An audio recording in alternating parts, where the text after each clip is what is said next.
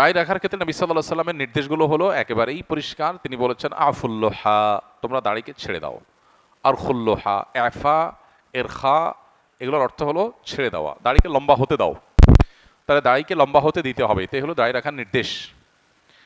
এখন কথা হলো কত দূর লম্বা হবে, কোনো সীমা আছে না সীমা ছাড়া? এটা নিয়ে দুটা মত আছে। অনেক ওলামা ইকরাম বলেন, যেমন আরবের সৌদি আরব ওলামা ইকরাম বলেন যে না, কোনো সীমা নাই, যতটুকু মনে চায় ততটুকু লম্বা হবে। তবে এর বিপরীতে অন্য ওলামা ইকরাম যেমন ওলামা আহনাফের মতে এক মুষ্টির পরে হলে কাটতে পারে, কাটা জরুরি না, কাটা জায়েজ আছে এক মুষ্টির পরে।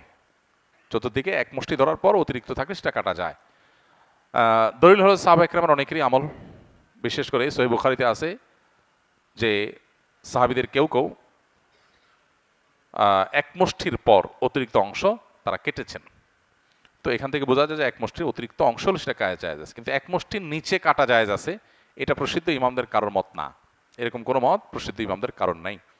এখন কথা হলো কোনো আল্লাহর বান্দা উনি শুরু করেছেন, হয়তো এক মুষ্টি রাখেন না, আরো কম রাখেন, তো সেক্ষেত্রে আমরা কি বলবো? উত্তর হলো আমরা বলবো অবশ্যই নাই মামার চাইতে কানা মামা ভালো। একেবারে না থাকার চাইতে তিনি কিছু রেখেছেন, এটা অবশ্যই ভালো।